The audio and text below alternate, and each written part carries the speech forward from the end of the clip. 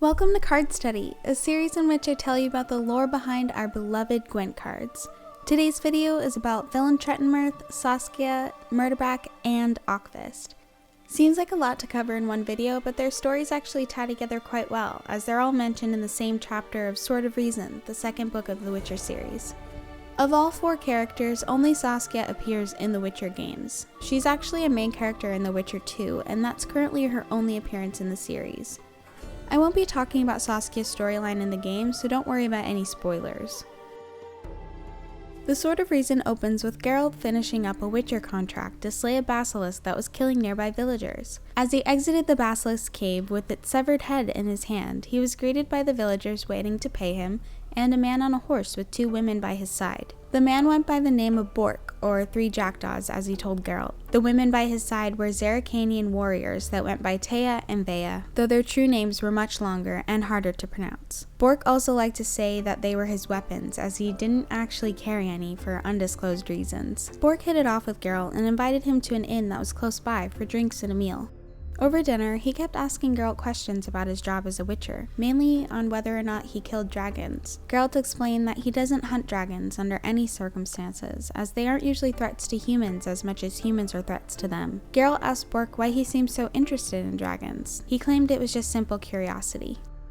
The next day, the group headed towards Hengfors. Not very long into their journey, they ran into a slight bump in the road at the border. They weren't allowed to cross the bridge without a safe conduct letter, which none of them had. As they stepped to the side to discuss their next move, Geralt noticed his old friend Dandelion, as he was also stuck trying to cross the blocked bridge. He informed Geralt that the bridge was closed due to a recent dragon attack. We find out later that the dragon in question was one called Myrgtabrakke. After she terrorized a nearby sheep herd, the villagers set a trap for her. They left a dead sheep stuffed with many kinds of poisonous plants right out in the open, hoping that she would eat it and be brought down. She took the bait, but the plants only weakened her, and she was able to get back to her cave, which wasn't too far away from town. The villagers wanted her dead, as they feared another attack, the added bonus being that they could safely raid her collection of treasures after she was killed. The King Nedmir wanted to track the beast for his own reasons. If he was titled Dragon Killer, he could marry the Princess of Melior and further his political objectives. He didn't want his plan to be totally obvious, so he called for a dragon hunting crew.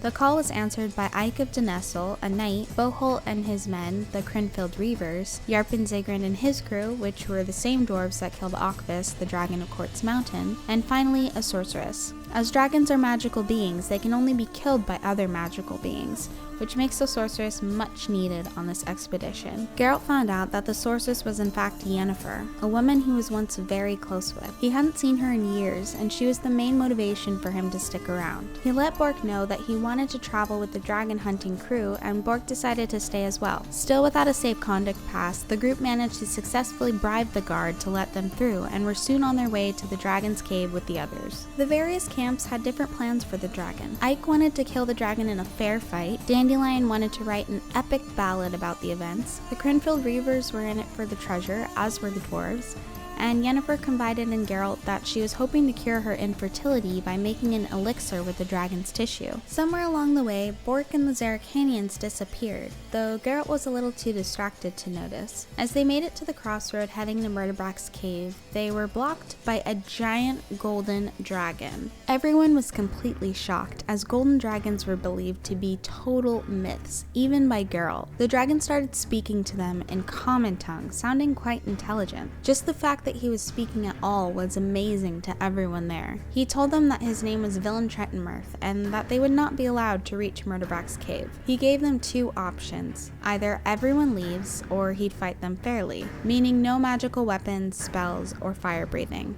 Ike was the first to challenge him and was quite excited about the duel. After all, that's what he wanted in the first place. His excitement didn't last very long though, as the dragon's agility and claws sent him flying. The king understood that he, along with his party, may have been out of their league and decided to leave. As he did, he recommended that everyone else do so as well. His suggestion had no weight on Yennefer, Yarpen, or Boholt. They stood firm with their intent to kill the dragon, even more so now that the golden dragon in front of them would be worth so much much more than the one they were hunting before. Now that the prize was a little different, the group started arguing over their cuts of the treasure. The situation quickly escalated to physical fighting and ended with Dandelion, Yennefer, and Geralt all tied up, while Yarpen and Bolhold's crews took their shot at the dragon. Unfortunately for them, they were not as strong as they thought and were quickly taken down by Villentretenmerth. As they bolted to the mountains in an attempt to run from the dragon, Villentretenmerth took the time to push a small green object towards Geralt and Yennefer. It became clear to them all that the dragon wasn't protecting the treasure hidden in the cave. It was guarding this newly hatched baby dragon that was currently nuzzling up to Yennefer. The green coloring was the same as the dragon who attacked the village, so they knew it must be her offspring. Suddenly, everyone was alerted by the sounds of shouting and rumbling wagons.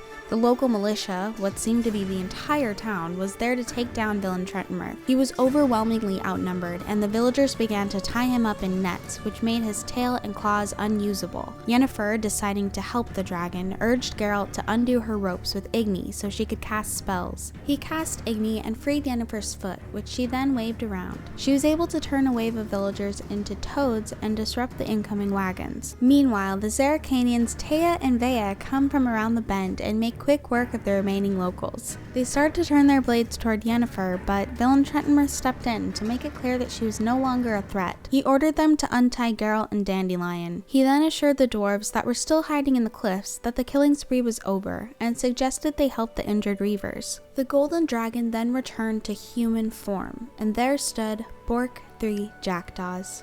He is a shape-shifting dragon who simply takes human form because he enjoys humans and attracts too much attention otherwise. Bork thanks Geralt and Yennefer for their help and sadly explains that he wouldn't be able to cure Yen of her infertility, as he doesn't possess that ability dead or alive. Bork turns back into dragon form and promises Geralt his eternal friendship as he flies away, with the baby dragon in tow, followed by Taya and Zaya on horseback. I'm sure it was during a sunset because that's just the only way that the ending could get any cuter.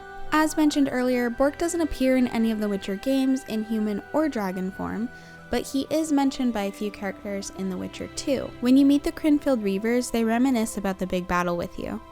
We know each other? Don't recognize your old mates. We're the Crinfield Reavers. I lost my memory. As did Boholt. After the hunt for the Golden Dragon, he took a spill and hit his head on a rock. He can still be a beast in battle, but besides that, he don't do much save eat and shit. Rarely even lusts after women. I doubt that's amnesia. You also get to meet the baby dragon when she's all grown up. She can shapeshift into human form just like Bork and goes by the name of Saskia. She talks to Geralt about growing up with Villentretenmerth as her father. You know, you're not the first dragon I've talked to. You met my father Villentretenmerth, known also as Bork 3 Jackdaws. I thought he couldn't have children. He thought so as well. Polymorphing. Did you get that from him? Just a hint of it. I can only assume one human form. He could transform into anyone he liked. You also don't have his quickness and reflexes. And I don't think I saw a single golden scale on you. Nor do I have his mustache or paunch. Sorry to disappoint you. Professional curiosity. Forgive me. Where is Bork these days? Who can know that? He taught me what he thought I should know and flew off yonder. It's the dragon's way. And he gave me my name. Synthesis, if I heard right. I prefer being Saskia. So we find out that Villentretenmerth and Myrgtabrakke were actually lovers, and it resulted in the creation of Saskia. Myrgtabrakke knew she was in danger, as well as her newly hatched dragonling, so she called Villentretenmerth for help. This explains why he was already headed in her direction. When Geralt couldn't find Bork, he was retrieving the dragonling from Myrgtabrakke, while she likely flew to safety. I said before that the ending couldn't get any cuter, but I think it just did. Thank you guys so much for watching. Feel free to leave any comments, criticism, or suggestions down below. Don't forget to leave a like or dislike to show me how you feel about the video, and subscribe for future updates. I will see you in the next one. Spoko. Jesteś piękny.